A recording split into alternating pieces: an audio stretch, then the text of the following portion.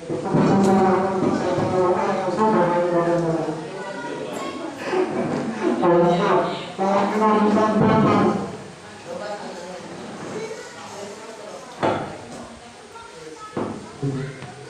praise, hallelujah. Ganun pala pang malulubat. Nagaiba lang ng busis ka. Kasi pa lang ibang busis kaya nalulubasin mo muna. Praise God. Are you blessed, mga kapatid? Amen. Hallelujah. Praise God. Wala pa kanya ako muna natin ang ating Diyos. Praise God. Hallelujah. Sa Diyos, ang pagpapuri, pagpasalamat, ang kalwalatian. Amen. Praise God. So, pasimula pa lang po na aking pagtayo dito. Ako din ang problema. Ang problema ko ito, ang pag-say ng mensahe. Luka, amen! Gawin natin masanang fellowship sa Diyos. Amen! Praise God. Hallelujah. Tayo po ay nagkakot sa last part ng ginawa ng ating Panginoon. At ito pong bakit may Sunday school po tayo? Ay, Sunday school lang. Bahagi ng pag-aaral, malaya po tayo doon magtanong. Alam po, malaya tayo magbigay ng ating pagkakaroon. Praise God. Salamat sa ating kapatid, si Dr. John. Siya po ay di nagsasawa. Nagtuturo po sa atin. Alam po yung mag-aaral ang salita ng Diyos, mga kapatid ay hindi kadali. Talagang ito ay mahirap po bahagi. Kasi hindi na basta dito nagsisermon, hindi na basta dito nagtuturo. Talagang pinag-aaralan natin ang mabuti sa salita ng Diyos. Sinasalitin po natin ang mabuti sa salita ng Panginoon. Praise God. So, nandang po ba kayo? Tinong hindi nagkain? Hindi kumain ng magahan. Kumain po kayo na. Ako lang yung hindi. Ako po kanina nagkakain sa hindi kumain. Sabi ko, parang nagpupunsulta ako ng ulat kung kami kumain. 5 minutes, o di kaya 10 minutes, ay hindi. Nandiyan tayo kanina, nagiging ko ng tubig. Kailangan pakito ng tubig.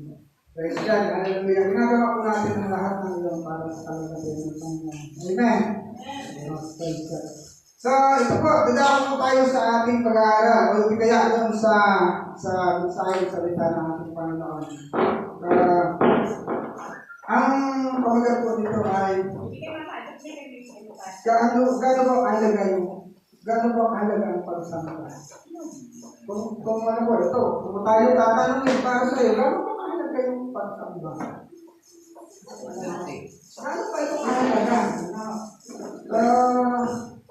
Ang isang tatanong po natin yan, para sa sarili gaano po halaga yung pagsamba? Pero alam po ninyo, ang tao nagpapahalaga sa pagsamba, depende sa pinakikita niya sa kanyang sarili, ay nakabase sa kanyang pagkakaintindi. Sa salita ng Diyos.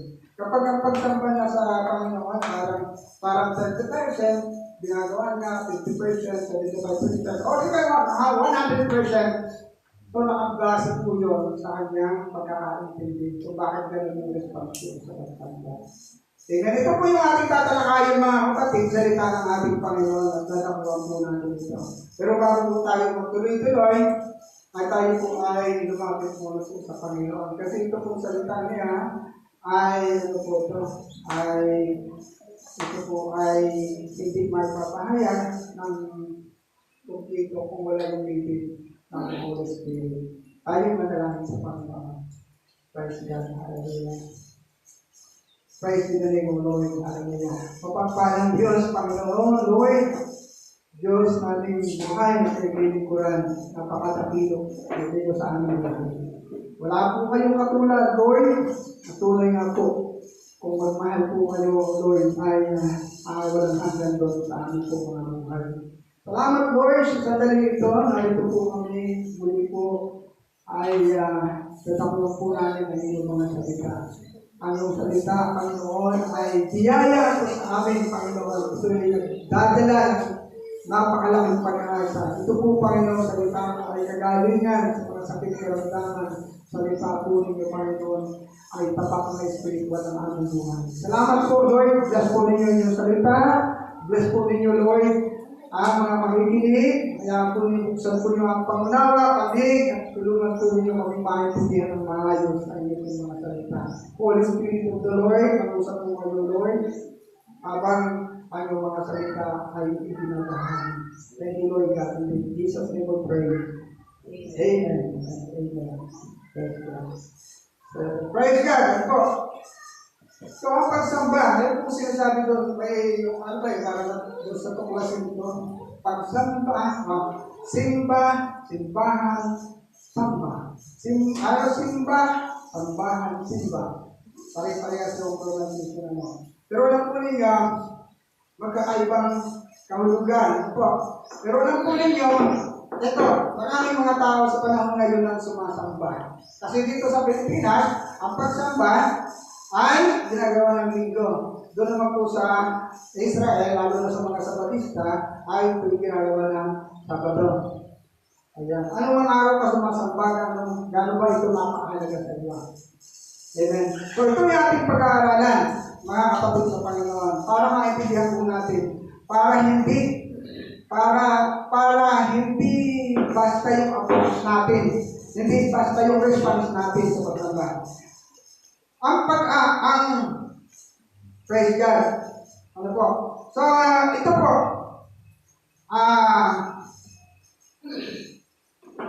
Ayan. So, mayroon po ilang bahagi dito. Parang 7 bahagi. 7 bahagi na maaaring madagdagan pa sa mga mali nating kaisipan tungkol sa pagsamba. May mga maling kaisipan po pala sa pagsamba. At ito po yung madalas kaya nga nagiging responses ng mga tao ito, kaya hindi gano'n lang seryoso sa pagsamba. Una, ay sasamba lang, sumamba dahil ito ay napilitan lamang. Parang napilitan. Ayun, napilitan. Hindi kaya ito po ay naitulak mo na. Naitulak. Magporsa. Para halimbawa, minamantuhan ni nanay. Pulipursa yung anak, sumamba. O di kaya, nakikilitan siya sumamba kasi natin si kumpare.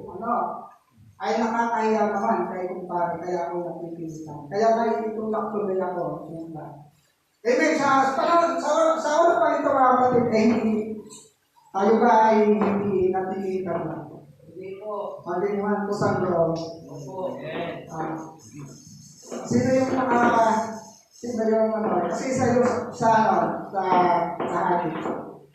Sino sa inyo yung nakatanda nung isang kwento nung naipito doon tayo sa Bacolod? Parang napuarsa lang pala siyang tumalunod sa tubig. Napuarsa lang. Yan ang dahilan kung bakit.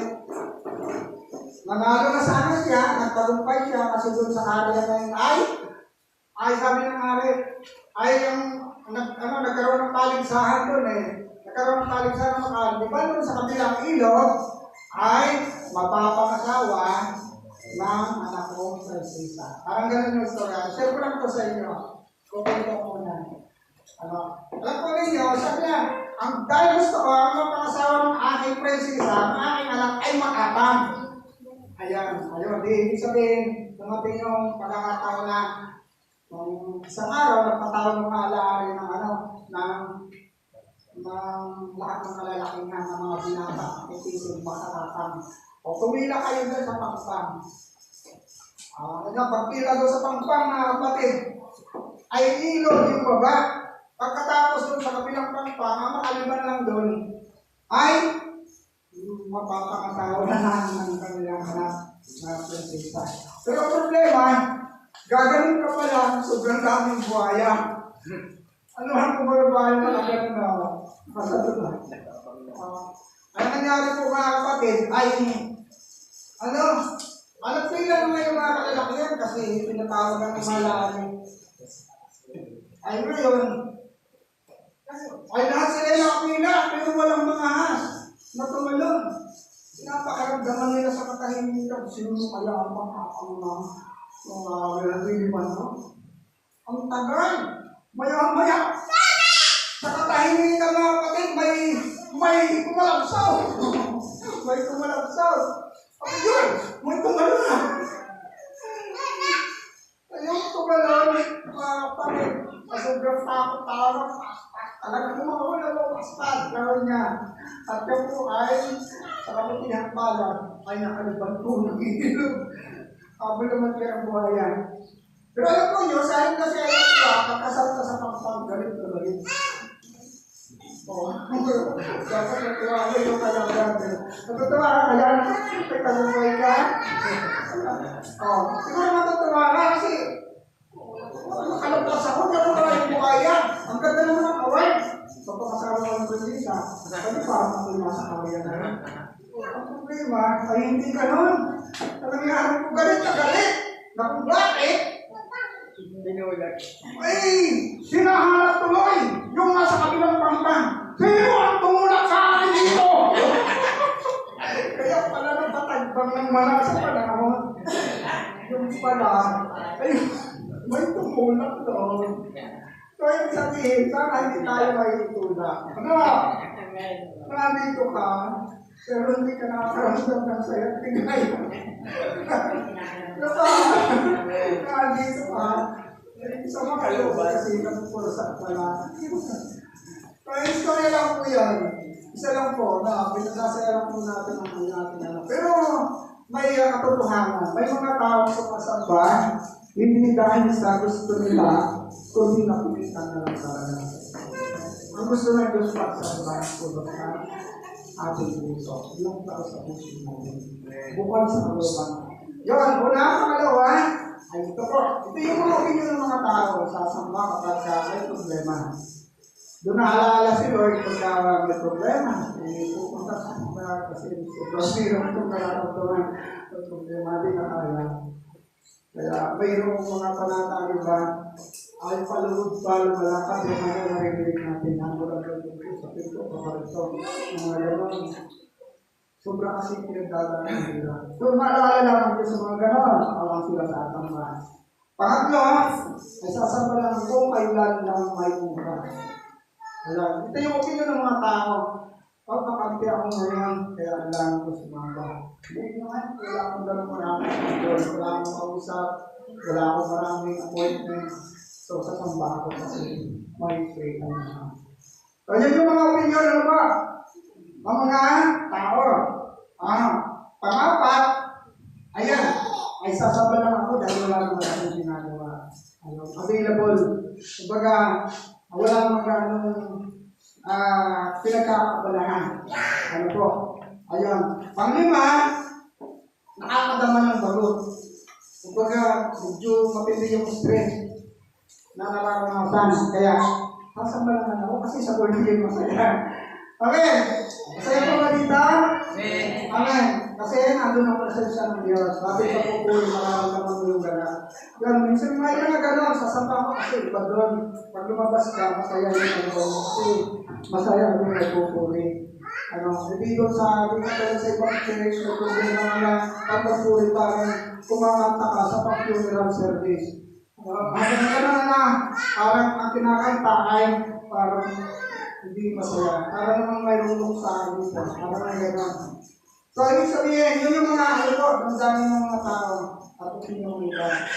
So, yung pang-anim, ayan, ito po yung madalas natin narinig sa asamba ko kasi magbabawas-bawas ako ng kasalanan. Alam ko, totoo ba yan? Narinig na po namin sa mga kapatid yan. Di ba narinig natin yan? Yung pagsamba daw, nakakabawas ng kasalanan. Pero hindi ganun ng Panginoon. Ang Panginoon po ay gusto niya tanggalin ang kasalanan mo. Amen. One time tanggalin ang Panginoon. Hindi na dapat dagdagan. Pag dito, kung kailangan lang yung halimbawa, parang bumagsak na yung kalusugan natin, matanda na tayo, sabi kaya nagkaroon tayo ng mabigat na mga problema sa kalusugan. So yun yung mga time, ngayon tayo makakapagsamba sa Panginoon. So ano po yung pagsamba sa Panginoon? Ano po? Ang pagsamba sa Panginoon, mga kapatid, ito po mga kapatid ay malalim na pakikipag-ugnay mo sa Diyos. Mga kapatid sa Panginoon ito, mas maingat pag pumasok tayo ng Diyos niya. Pag nandito pa lang tayo, Dapat nagiging habit natin yung pumunta ka sa isang tabi. Simple lang, naupo, managabi. Praise God, yung presence ko, Lord, narito. Tagumpay po kayo sa buhay ko. Tagumpay po. Kasi, kahapon pa lang, inaatake ka na, papunta dito. Ang daming hadlang, ang daming umangalaw sa isip mo, kapatid. Pero alam nyo, yung naandito ka, dapat nag-pray ka na ng pasasalamat sa Diyos. Tingnan natin, ito yung malalim na diwa ng pagsamba.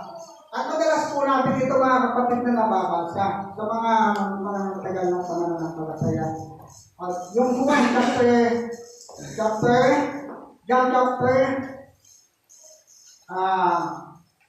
chapter 8:24. Tingnan natin. 8:24. Tingnan natin ha, unawain po natin. Ito yung talagang malalim na diwa ng pagsamba. Sabi nito, ang Diyos ay Espiritu, kaya dapat siyang sambahin sa Espiritu at sa katotohanan. May kli tayo yung talata, ang kapatid ha? May kli. Pero alam po mo yung piliin natin. Pero nga sabi nito, ang Diyos ay Espiritu, kaya dapat siyang sambahin sa Espiritu at sa katotohanan. Pag naiintindihan mo, ang pagsamba pala ay worship sa Panginoon ng Spirit, God is Spirit, and your Spirit. Matindi yun. Mga kapatid, pag iyong uunawain, pwede pala tayong sumamba sa Diyos ng Espiritu. Kasi yung ang Panginoon po kasi, napansin ninyo mga kapatid sa chat natin, wala natin pa po ba kaya? Wala naman po tayo dito kung naman po namin. Diba? Wala naman. Kasi, ang Panginoon po, kaya wala tayo na. Kasi ang sabi ng Panginoon, ako ay Diyos na Espiritu na sumasa lahat ng dako. Ibig sabihin siya ay makapangyarihang Diyos na sa lahat ng dako ay andun siya. Kung bakit kailangan natin pumunta lang sa church, kasi ang church po kasi ay ito talaga ang lugar ng pagtitipo ng mga believers. Dito dapat nagtatagso. Kaya may katuwiran ng iba na sabi, ay hindi na lang pupunta ako sa simbahan, doon na lang ako sa bahay. Wala pa ako nakikita, wala akong nalilipin na ligat. Nakakapag-worship ako.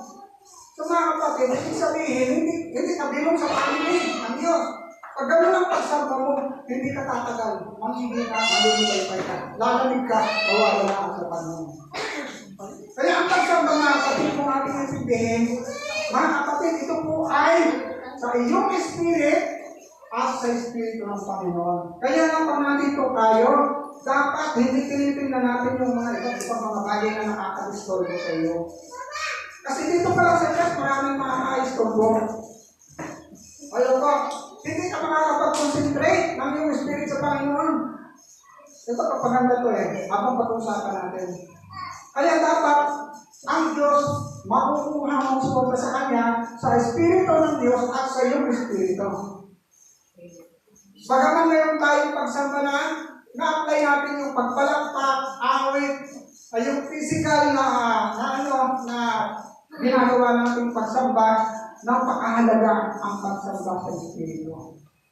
Kasi sa banal na kasulatan, kahit po si Isaiah na nagtago sa luya, hindi niya mapil, hindi niya maramdaman na kasama niya ang Diyos.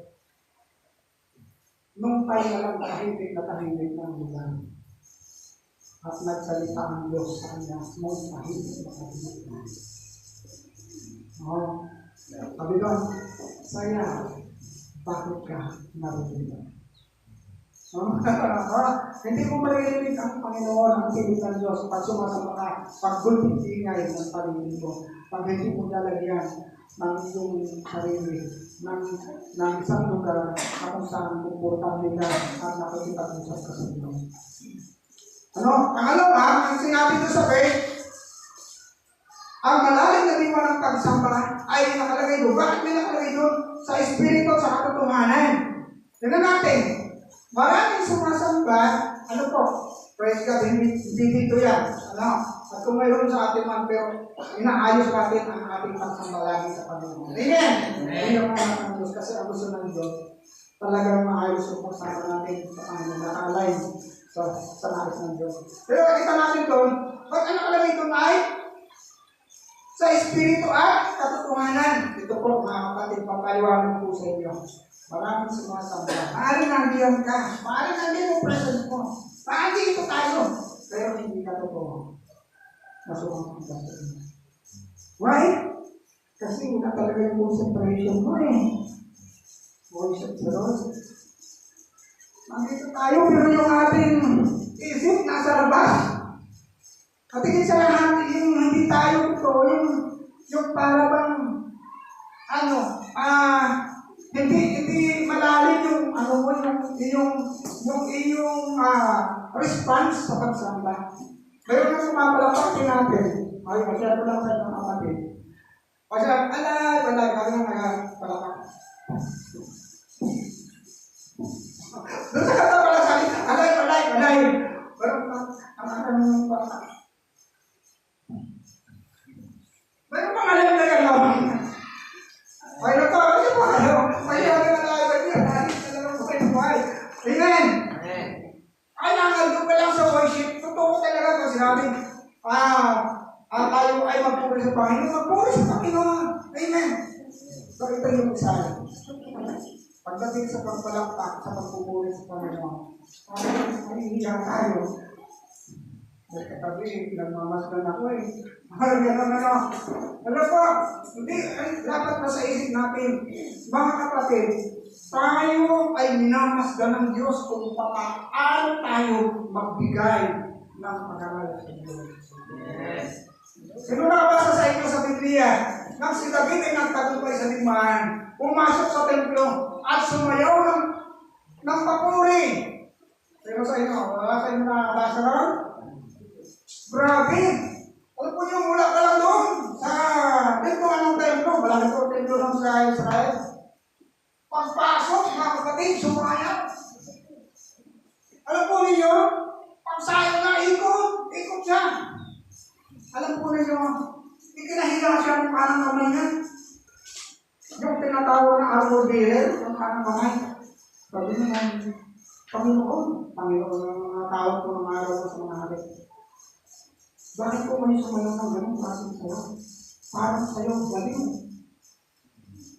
Kita mo parang ikinahinaan yung Alam mo sumayaw na parang wala talaga. Alam po niyo yung dance ni David sa kanyang pagsamba? Dancing in the Spirit. Mga kapatid, hindi nyo kayang maintindihan yun. Hindi natin maintindihan. Bakit siya sumasayaw ng parang isang baliw? Kasi wala na siya sa physical na katawan sa pagsamba. Nasa espiritu na siya. Amen! Kailangan ang pagsamba ay talagang bukal sa kalooban natin at makikita mo isang araw sa iyong pagsamba. Parang hindi mo may paliwanag kahit nagawa mo yun. Amen! So, dapat hindi natin kinahiligan yung mapapalakpak tayo ng pupuro sa Panginoon. Sumisigaw, maawit, naksan mo kasi ang King of King and Lord of Lord na nasa hindi namin na worship po natin, mga kapatid, ay minamasdan ka. Yan po ay nakabase, yung pag-a-approach mo, yung response mo sa Diyos, kung paano magsasalamat, umayaw, umawit, ay nakabase sa sa pagkakaintindi mo sa Diyos. Okay, ito po i-share ko sa inyo. Ito na, magdala tayo sa mga version sa Biblia. Sino sa inyo ang nakakilala kay Ana? Hindi po si Sister Ana. May Sister Ana rin ito tayo dito. Alam po natin ito po kaya? Sino mo nakakasa na nakasaysagan ni Ana? Pagkakata ko Pastor, doon po sa Bible, kung tabahin mo Bakit chapter, example chapter 1. Kaya talaga nagpapasabi tayo mga kapatid ng Bible. Talaga nakakano. Kasama ko natin kanita. So yun doon po natin makikita. Sabi doon, tingnan natin. Pasahin po natin, magpupula tayo ng Biblia. Paano ba bilhin na kapagpala si Ana sa kanyang pagsamba sa Diyos? Ako'y naniniwala mga kapatid sa Panginoon. Narito tayo sa presensya ng Diyos. Narito tayo sumasamba sa Panginoon. Pero, Incomplete po tayo, hindi tayo kumpleto mga tao. Amen!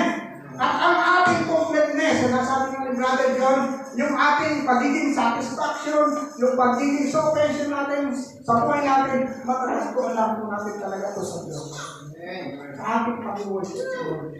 Ito natin, kaya may kulang tayo. Mayroon tayong malaking kulang. At habang nandito tayo, pinupunuan niya ng Diyos sa iyo, sa atin. Sa bawat sa atin, saboy, sumasama tayo sa Diyos. Amen. Ano po, parang wala nga yung amen. Parang meron pa, ano pa. Kaya, ay sa pag-problema ko talaga. Tagal naman ako siya mga pastor. Ano pa, meron kang ganun, wala naman po na. Walang ganun. Ayan, sa natin, si Ana, First Samuel. Ayan. Buksan yung Biblia ninyo, makikita din natin. Subaybayan po natin. Sa natin. Paano ba napagpala ng Diyos ito si Samuel? Si Ana. Ang first at second Samuel ay isimulat ng anak ni Ana. Yan. Sinisitirahan po yung anak. Ito po ay anak ni Ana. Si Ana po ay isang babaeng dati ay wala. Ayan, tingnan natin. Sa Biblia, sa po na dito sa sa 1 Samuel chapter 1, nakalagay dito, sa 1 hanggang 80, mababasa po natin yan, pero ating pakyawan natin. Sabi dito, ayan. So, dalawa ang asawa ni Elkanah. Si Ana, at si Penina. Baka sabihin naman ng pastor, hindi pala dalawang asawa. Hindi, pwede ngayon. So, ibig sabihin, dito sa panalaksulat, sa mabasa natin, si Elkanah ay mayroong dalawang asawa. Si Ana at si Penina. Alam po ninyo, sila po ay, sabi dito, taon-taon, sa verse 3, taon-taon ay pumupunta si Elkanah sa silong upang sumamba. Ayan, sumamba kay Yahweh. Ano po? Sa lugar na pinaglilingkuran ng anak ni Eli, na sina Hopni at Pinis bilang mga sasadote. Ayan.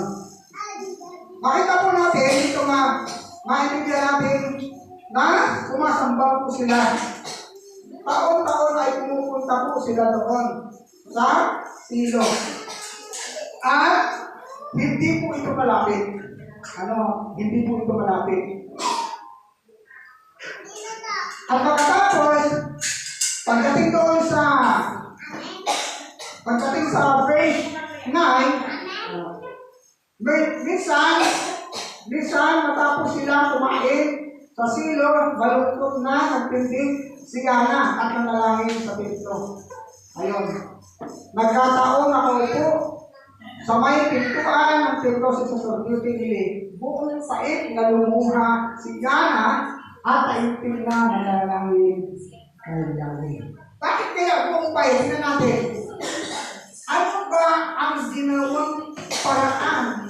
Ano ang uri ng pagsamba na ginawa ni Ana? Ganito po yung pangyayari. Ito po kasi si Ana, walang anak. Si Penina, asawa ni Elkanah, ay may anak. Lagi po ito pinuputya ni Penina, si Ana. Dahil wala siyang anak. Ngayon, yung pakiramdam ng iyong insulto, yung pakiramdam na ito ay tinutulad ng napakasakit. At siya po ay lubhang nahabag sa kanyang sarili, si Ana. At sila'y pare-pareha sumasamba sa Diyos na hinandun sila sa bundok ng silong at sumasamba kay Yahweh. Pero makita po natin dito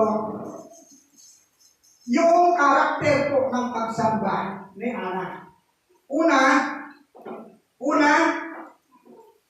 yung number 1, maliwanag na pinapakita dito yung pagsamba nila. Sumamba talaga sila doon. Verse 3. Pangalawa, makikita natin yung si Ana ay pagkilala, kumilala siya sa makapangyarihang Diyos. Ano ho? Yun yung isang napakaganda. Una, sumamba ka. Bakit? Ay, ito po mga kapatid, hindi mo magagawa sumamba. Pumunta dito sa simbahan, kung magsamba, kung hindi mo kilala ang sasabahin mo. Hello po, nandiyan po ba kayo? Nandiyan po mga kapatid. Kung si Pastor bigla ang sabi sa inyo, punta po kayo doon sa mga yun. Sino ba sasabahin doon? Kung si brother lang ang sabi sa inyo, punta tayo doon, magkikulit tayo, sasamba. Sino ba sasabahin doon? Mga kapatid, napakahalaga. Una, sumamba ka sa Diyos. Pangalawa, gaano ba kakilala mo ang Diyos na sasabahin mo? Sino ba ito? Alam po ninyo mga kapatid sa Panginoon, ako'y namangha dito kay Ana. Sobrang laki ng pagkakaintindi niya kay Yahweh o sa Diyos. Papasin natin dito sa ating pinapag-aralan, yung pagkilala sa kapangyarihan ng Diyos, sa verse 11, makita natin dito sa ating pinag-aaralan. Ganito ang kanyang panalangin. Tingnan nyo ha. Kaya pag nandito tayo, dapat ipipray mo talaga tayo. At dapat alam mo kung sino yung Diyos na kausap mo dito. At sino yung tatagpuin mo dito. Kasi kung hindi mo alam, hindi mo naintindihan, parang wala kang ginawa. Pumasok ka sa templo, pumasok ka, sinabi mo sa lumba, hindi mo naintindihan ang ginawa mo, lalabas sa ikan pa rin tayo. Diba po ba? Ngayon ito, tingnan nyo. Sa verse 11, ganito ang kanyang panalangin. Yahweh, Diyos na makapangyarihan sa lahat. Alam po ninyo itong salitang ito? Sa English, God. Ang sabi ko, Lord of Hosts. Sa English. Pag sinabi po kasi Lord of Hosts, mga kapatid, nakapalog dyan yung salita na God, yung all things, to God, all things are possible. Sa Diyos, lahat ng bagay posible. Pag sinabing Lord of Hosts, siya ang pinagmumulan ng lahat ng bagay sa mundo. Pag yan ay kilala mo, naintindihan mo, yung Diyos na yan, mga kapatid, walang dahilan. Talagang sasama ka palagi sa Panginoon. Tingnan ninyo, may verse po dito na dinescribe ni Ana kung sino ang Diyos na kanyang sinasamba. Ito, share ko lang sa inyo mga kapatid. Ikaw, tayo, gano'n ba natin kakilala ang Diyos? Kaya kung maliit ang pagkakilala, pagkakaintindi natin, mga kapatid sa Panginoon, mga kapatid, puro lang yung response natin sa Diyos. O yun ang nandiyan po ba kayo? Kasi yung devoted sa pagsamba, mga kapatid, nangangahulugan po yun. Matindi ang pagkakaintindi na sa Diyos. O yun po, tingnan nyo. Kung kayo may Biblia, basahin nyo. 1 Samuel chapter 2, verse 6. Ito yung pagkakaintindi niya ng sa Diyos. Tingnan nyo ha, makiligay mo po si mga kapatid. Kayo, Yahweh, ang may kapangyarihang magbigay, makiligay mabuti, o bumawi ng buhay. Wow!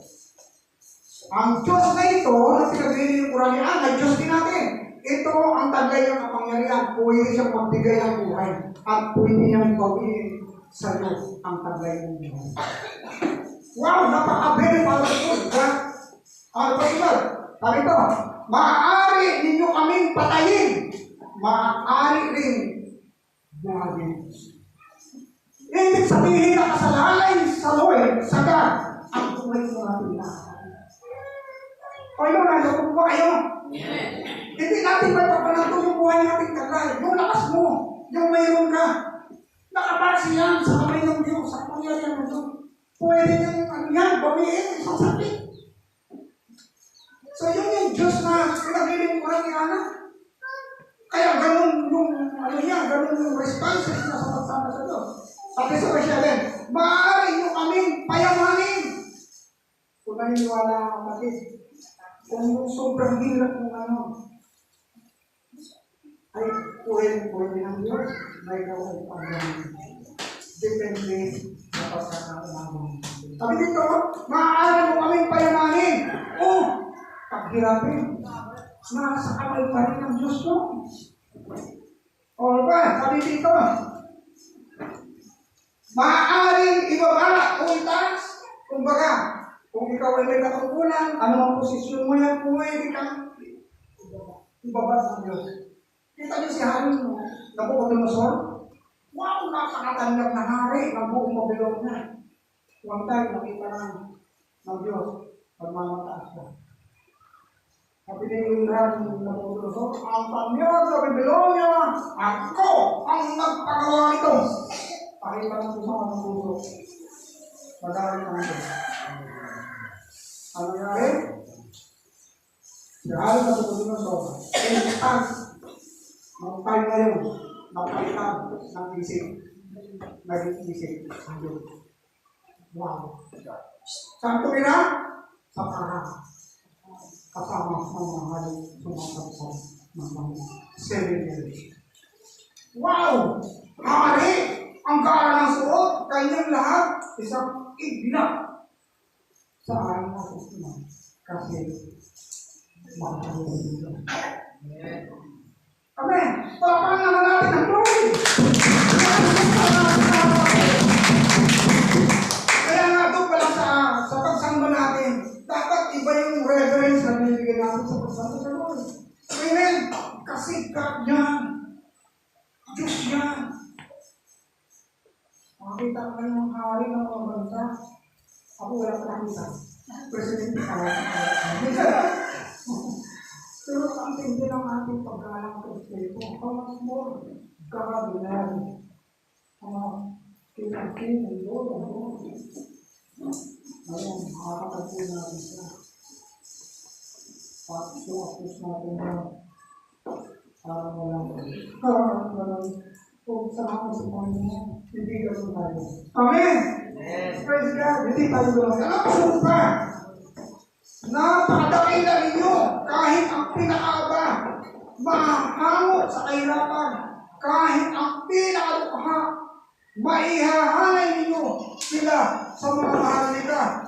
Maibibigay, mabibigyan ng karangalan, kahit na ang dustang-dusta, hawak ninyo ang langit na nilikha at sa inyo nasasalig ang lahat ng inyong ginawa. Wow! Yun ang pagkakain kay Miguel. Pagkakain mo, yan na. Sagay. Kaya mo sumamba siya ng mga dami. Kung tayo ngayon, mga kapatid ha, pinaghinaraan pa ni isa sa duty ini. Andiyan pa po ba kayo? Yes! O, tanang dito kayo. Alam mo si Eli ay sasagutin.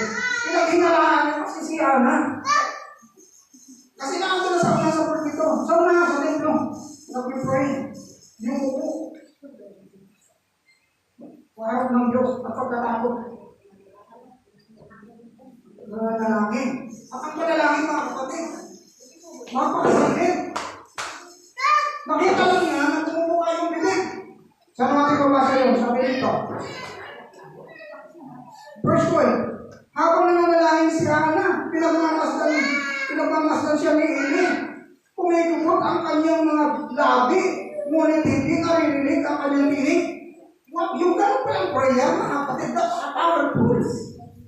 Akala mo lang isa, nakalimutan tayo ng natutulog. Nag-pray. Nagpalakas nilirinig ng Diyos. Kaysa doon sumunod. Hindi naman, wala naman gano'n. Pero ibig sabihin, di ba, akala ng ating pray. Sabi dito, kapag ka siya'y nananalangin sa sarili, ayun, doon sa sunod ng mga pangungusap, ay sinabi niya hindi. Hindi natin ang sarili niya. Ama, umuwi ka na muna at magpahinga.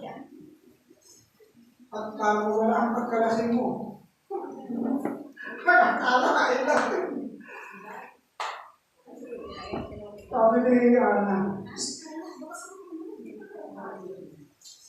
Nanalikod ng Diyos, hindi ko magkakatugalan. O hindi po ako lasing sa Ana, hindi po ako tumitigil ng alak, ako po natin. At dinudulog ko lamang kay Yahweh ang aking kaligayahan. Wow!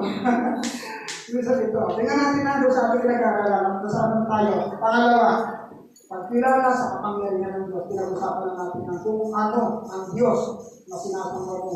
At dapat, kilala mo talaga siya. Ayun. Ano po pangatlo ito natin? Yung mga karakter lang na. Sakripisyo. Nakita natin, sakripisyo. Ang pagsamba mo sa Diyos ay papakita ito ng ating sakripisyo. Sa totoo po, hindi madali. Lalo mo yung mga taga-balaliman.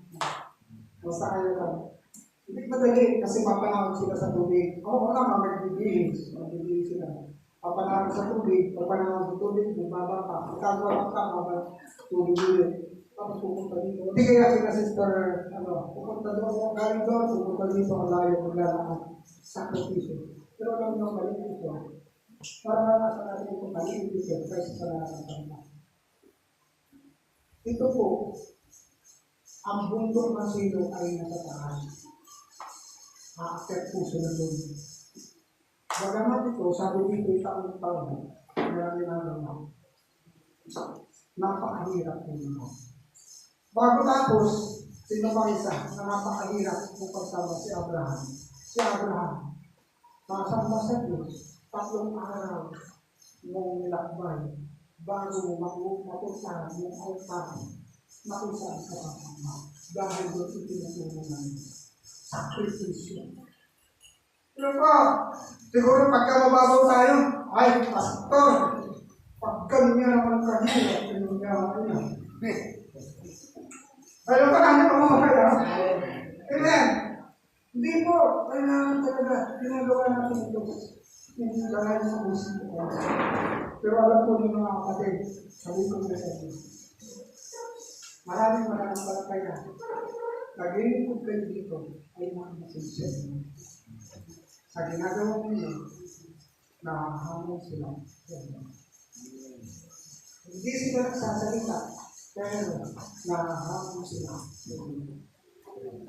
Yan po yung napakaganda. Sa ginagawa mo, paglilingkod sa Diyos, may naiinis tayo sa paglilingkod. Pero po, yun po, may napapalakas ka, may namahamon ka, may nai-encourage ka. So, ganun po, So, yun po. Pang-apat, na ginagawa sa pagsama ginawa ni Ana, nanalangin. Hindi yung napunta talaga sa Diyos. Kasi wala kang personal na sinabi sa Diyos. Wala kang personal na sinabi. Hindi ka man lang nakipag-usap sa Diyos. Hindi ka nag-pray. Kaya dapat pagdating na nandito tayo. Lord, alam ko nandito po yung presence po ninyo. Kaya ako po, Panginoon, ay inyong po pagmasdan. Ako po ay dumudulog sa inyo. Ito po ang aming kanalanan. Alam po yung isa sa napakaganda na attitude nila sa pagsamba ay yung pang-number 5. Pag-amin. Ayun po tayo kayo. Ano po kayo mga kapatid? Pasensya na kung medyo mahaba. Ano po? Mahaba po ba? Naiinip po ba kayo? Sige, sigurado pala ako kung baka mamaya ako isang isa. Ano po yun sa napakaganda? Inaamin mo sa Diyos ang kalagayan mo. Alam po ninyo, ito yung mahirap po sa ating mga tao. Nasa harap ka na ng Panginoon. Nasa harap ka ng pagsamba. Pero hindi mo man lamang siya makausap. Hindi mo pasali sa Diyos. Ito yung kalagayan mo. Paano makakatagpuin ng Diyos kapatid yan? Hindi mo sinasabi. Minsan kasi, sabi ng pala na kasulatan ito, hindi pa daw po yung sinasabi, ang Diyos, ang laman ng puso mo. Pero bakit kailangan sabi, ang pagsasalita ng bagay sa puso natin ay pagpapahayag ng ating tunay na damdamin sa Diyos. Ngayon, hindi dapat tayo kumbaga hindi mo na kaya yung problema. Ito na yung malubahan na yung sitwasyon mo. Pero bakit hindi mo masabi sa Diyos? Kasi ako na po hindi. Kaya bang sinabi na, alam ko ninyo, pakaramdam nito, isang babae nito. Napakahirap.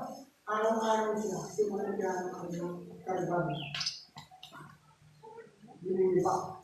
Nasabi niya, bago kasi mo, wala kasi mo, babae ka, pero wala kasi mo.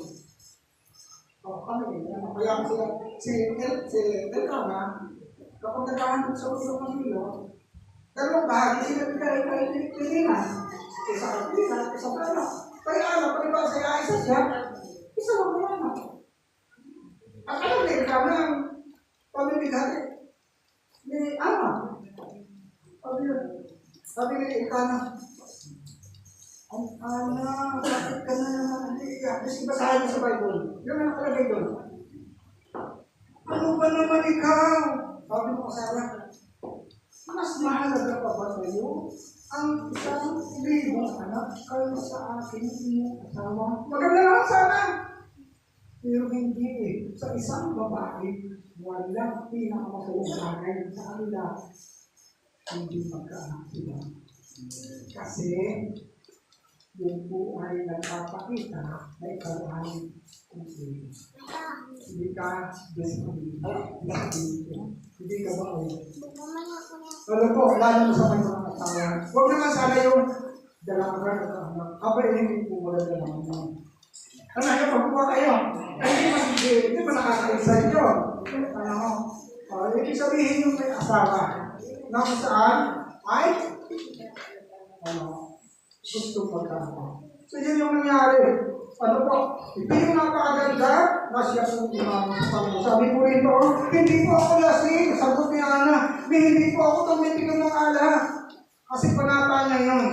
Ano? Ako po ay aping-api. At tinutulog ko lamang kay Yahweh ang aking kalagayan. So sana ganun. Ano? Pag may problema kang financial, may problema ka ng physical, lusugan, pag may problema ka, pamilya, kasi manmahalo, sa pamilya ka lang, nakakalimutulog na, hindi mo alam para solusyonan. Ang daming problema. Hindi lang sa ganun.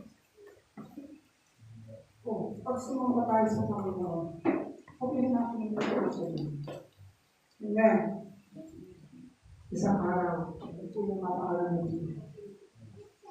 Ang simple, makapagpularan, pagsabat ka na tinugon ng Diyos. Praise God! Hallelujah! Tinugon ng Diyos. Kaya pag seryoso, maayos, yung pagsabalami sa Panginoon, makapatid ko tumunin ko ng Diyos. Amen. So yun po, makita natin yun. At ang pang-anin ay, sabi ko dito, ang pangalan po ay ang kanyang pakikipag-ugnay sa Diyos ay Spirit by Air Spirit. Yun na, makita natin yun. Ang kanyang pakikipag-usap sa Panginoon ay ano na talaga? Sa pamamagitan ng kanyang Espiritu at Espiritu ng Panginoon.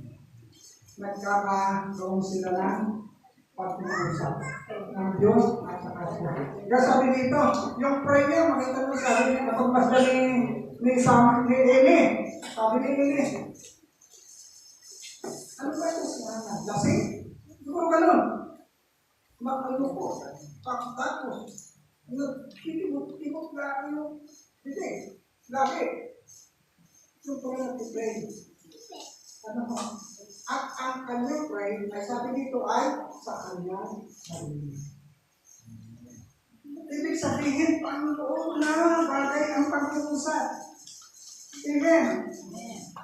Kaya mga kapatid sa Panginoon, kung tayo ay isang mananampalataya, kung tayo ay isang Kristiyano, talagang lang ang nagawa ko. Mga kapatid, wala mo, mahirap din, marami tayo sa loob ng talo. Kasi hindi naman talaga ayaw ng isang ng sinabi, sabi dito, paano kaya sa ulang kumain ko na kapatid mo, ay sa ko, ay sa ko, sa oras parang ko okay lang ko. Sabi dito, kapag sumasang tayo sa Diyos, Ayun. Ayun. Ayun. Kapag sumasamba po tayo sa Diyos, sa totoo po, tayo po ang nabibigyan ng ating pagkakasama. Tayo po ang nakakaranas ng benepisyo. Pero alam po ninyo, kung ito po si Ana, kabila ng kanyang matinding pinagdadaanan, ay hindi pa niya magawa ang sumamba. Hindi niya makakatagpo. Hindi niya maranasan yung tugon sa kanyang hiling. Kaya pag sumasamba po tayo sa Panginoon, akala po natin, yung Diyos ay nabibigay hindi po. Tayo po ang maraming nabibigay. Kaya maniwala po tayo mga kapatid na kapag ginawa po natin ang pagsamba sa Panginoon, may magagandang bagay na ginagawa ang Diyos. Lalo na kung sinasabi natin sa Diyos ang tunay natin hinihiling. Amen. So yun po, ang Diyos ay tumutugon sa atin. Ano po? Sa ating mga hinihiling kapagka tayo po ay nakikipag-ibig sa Panginoon. So po, kaya tayo po yung nabibigay siya. Tayo yung nakakaranas ng pakinabang doon sa ating kapsama. So ito po, doon, ano yung dating kalagayan, tingnan natin. Paano sinalba ng Diyos? Paano tinugon ng Diyos? Paano nakapakinabang si Ana doon sa kanyang pakipag-ibig sa Diyos? O, tingnan natin yung bagay na mayroon si Ana. Si Ana dati ay sugatan ng puso. Sino po ang sugatan ng puso yan? Sugatan ng puso. Kumbaga, ang sakit ang nararanasan sa buhay. Hindi alam kung paano masusunod sila. Pag mo yung sugat, ano ko gagawin ko? Yung sugat siguro, pagka may wala ka, may pag-ibig. Pero yung puso, ang hirap magaling na ito. Hindi natin alam kung saan tayo kukuha ng sugat na ito. Pero ito po, si Ana, ay makita natin na yun yung naranasan niya. Dati doon siya. Tapos siya ay malungkot. Hindi siya malungkot. Siya ay api. Siya ay may problema. Siya ay kinukot niya.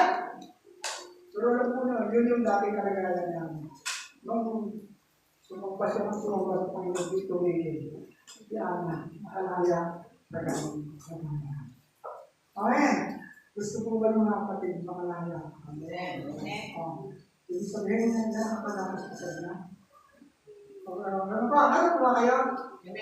Ibig sabihin, sa lahat ng bahagi ng ating buhay, kailangan tayo ganap ng kalaya. Amen. So, alam po ninyo ito. Ang tanong ko ito, yung pagsamba po ba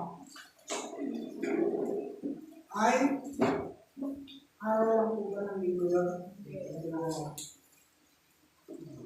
Doon po sa alam po ninyo, stricto bagay po.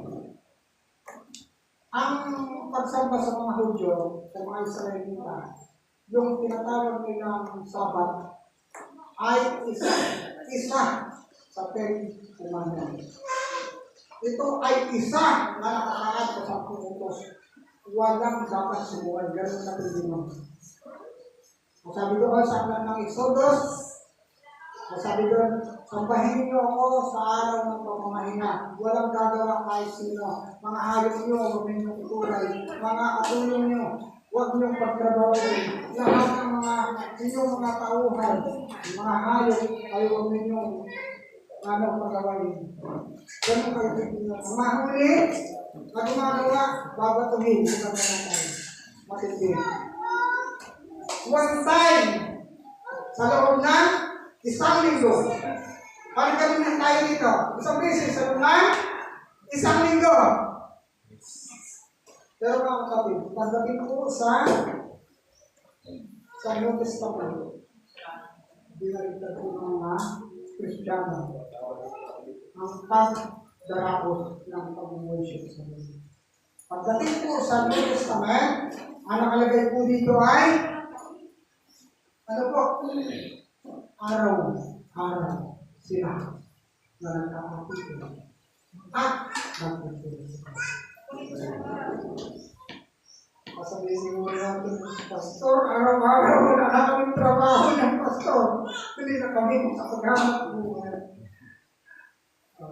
Yung araw na malinggo, isa ang hirap na ating sabihin. Ano pa? Pero, dahil kilala mo ang Diyos, ngayon, hindi natin ipagkakasama sa Panginoon. Amen? Every Sunday, every day na kung saan ay na-establish tayo ng Panginoon. Doon naging araw-araw. Pagdating doon to, sa last verse natin, sino sa inyo naalaala ng verse ng Hebrew 10:20? Nasasayin natin. Alam po ninyo, ang mga verse madalas natin binabasa. Pero alam po ninyo, ibang-ibang revelation ang ginagawa ng Diyos sa mga pagkakataon na natin binabasa. Ito po ay very popular na basa ng mga kapatid. Ano po, sabi mo naman po natin ito eh. Hebrew 10:25, sabi po dito, at huwag kaligtaan ang pagdalo sa ating mga pagtitipon gaya ng ginagawa ng ilan. Pinangabinan. Kundi palakasin ang loob ng isa't isa, lalo na ngayong nakikita natin malapit na ang pagdating ng Panginoon. O ito tingnan natin. Una, sabi ko dito, huwag kaligtaan. So, sa madaling salita, was of simplicity. Ano ba? Ano po ba kayo? Pagdating sa school, pag nag-aral po kayo po ay nagparo doon, kung unang pasukan, parang doon, nag-enroll. Ayan, simula ng klase. Mga kapatid, talaga kailangan walang absentas. Pasimula ka ng kinde, pasimula ka ng pagkasaan na, magkaalis pa, walang absentas. May hamas mo sa Panginoon. Sabi ko dito, huwag kaligtaan ang pagtitipon. Bakit po kaya? Mga kapatid sa Panginoon, bakit? Tingnan natin, ang sabi dito, ay, gaya ng ginagawa ng ilan, kundi palakasin ang loob ng isa't isa. Yung pala yung dahilan. Mga kapatid, pag hindi ka nag-church, walang revelation, walang bagong salita ng Diyos. Maririnig ka na mga pagbibigay sa iyo ng kaislan. Hindi ka lalakas, manghihina ka, nalulupay-pay ka. Alam po ninyo sa panahon ngayon, ang daming labanan, ang daming hadlang sa ating paglilingkod sa Diyos. At pag hindi talaga hindi talaga tayo madalas makipagtagpo sa Diyos, at hindi tayo nag-aaral ng salita ng Diyos, mga kapatid, nalulupay-pay po talaga kayo. Sa araw, baka hindi na kayo magkatuloy. Kasi, hindi ganun ka, hindi yung ating response, lalo na sa pagdalo. Sabi nito, gaya ng ginagawa ng ilang, kundi palakasin ang loob ng isa't isa. Palakasin. Kapatid, lahat tayo mananampalataya dito na. Hindi po ba kayo? Ito lang. Ito lang. Subukan niyo huwag kayo mag-take sa loob ng isang 2 buwan. Ano yung inyong magiging parang kapoy. Kapoy yung matawag. Yung salitang makasalimutan. Hindi ba ang pinakapoy? Parang gano'n. Kapoy o di kaya. Hindi na. Parang walang excitement lang mo. Walang energy. Parang walang makisa-bisa. Gano'n. Marami. Pwede natin na naman ako. Pero lang po yun. Pag nag-church, iba ang pagdamdam. Amen. Ano pa? Iba ang pagdamdam. Ano po? Ibang pagdamdam. Ano pa? Sabi nito, palakasin yung loob ng isa't isa. Kailangan mo ng kalakasan, kapatid, dahil marami kang bibig marin. Marami mong mararanasan ang labanan. Ano po yung pag-Kristiyano ka? Isang labanan sa buhay. Ito, halimbawa, sampol. Ang matinding na pinagdadaanan ng financial, pananalaki, pera. Mga kapatid, ang hindi kamatibay, pagdating sa pera, pagdating ng oras. Mga kapatid, ang hindi ko pagdadaanan. Ang dami sa paghahanap ng pinagdadaanan. May mga pagkakataon na siyempre pero parang mga sagot. May digmaan, no? Maya-maya, i-persecute ka. Mamaya, tutulig sa'yo ka. Maya-maya, itirahin ka ng kahanan. Magagalitan ka. Kayo kung wala kang lakas, paano ka makakahanan? Paano ka makakayo? Ano? Hindi naman ibig ko sabihin mga kapatid, kung pumunta kayo sa loob, kung mga mo, magbabago mo na eh. Dito, ang ibig ko sabihin ito yung spiritual. Paano malalakas ang spiritual? Ano po, mapagtatanong pa yung muli, sabi nito, lalo na ngayon, malapit na dumating ang Panginoon. Ito, ano? Alam po ninyo ang mga bagong balita at kakahiyagan ng pagdating ng Panginoong Jesucristo ay naririnig lang natin sa church, sa simbahan. So, yung mga balitaan, pahayag, mga sermon ng mga pastor tungkol sa malalapit na pagdating ng Panginoong Jesucristo sa simbahan, ito lamang yung maririnig. Pero pag hindi wala kayong simbahan, maya-maya, makikita nyo ang paligid natin biglang nagkaroon ng kakaibang pangyayari. Yung inyong mga kapitbahay, yung inyong mga sa buhay na nakalikat bigla-bigla. Bakit nawala na? Nasaan na sila? O balita? O nagkadabulo na yung media. Nasaan na sila? Bakit nawawala daw ang maraming tao? Yung aeroplano, nawasak. Yung bus na bunggo, yung barko. Ayun pala sa bunggo, nanuha na yan. Wala na. Kaya hindi mo alam, kapatid, hindi mo alam. Yung pala, doon pa lang sa church na sabi na, sinisero na, mga kapatid, maganda kayo. Kasi malapit na dumating ang Panginoon. Kaya wala ka. Hindi ka rin. Sobra mo sa saan yun? Pagdata mo ng pagsama. Andito lang yun. Lalo na ngayon, sabi ko, lalo na ngayon, nakikita niyo malapit na dumating ang Panginoon. Tingnan nyo. Alam niyo, pag Kristiyano tayo mga kapatid, dapat talaga seryoso tayo ngayon eh. Tingnan niyo tagal ng panahon. Kapatid, hindi ko naman kayo pinatapon. Ito totoo na, parang manahimik tayo sa nangyayari. Lagi na lang imanaan. Nagdibangan ano, hanggang ngayon, ito rin pa. At ito na ngayon sa pilihan. Kapatid ko na mga bansa sa kapatid sa akin. Yung US, nag-deploy na ng mga pinagay ko na ng mga halos. Ayun, mga dagat na dadaanan ko sa mga dadaanan ko ng para magdaanan yung mga kargaming lugar sa ibang mga bansa. Ay binabantayan ng mga Amerika, ng mga sundalo. Kasi para mag-continuous ng pagdaloy po ng mga produkto, dahil po pag yan ay nahagdaman mga kapatid. Ito, nasasabi ko po sa inyo, sobrang lakas yung hindi natin alam. Pero tanda na ba ako yan?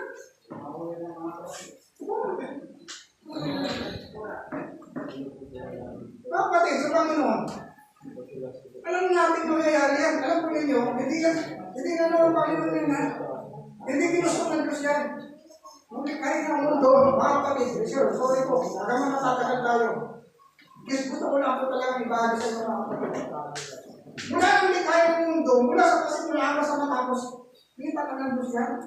Alam na ng Diyos ang mangyayari, sinabi na nga lang sa atin.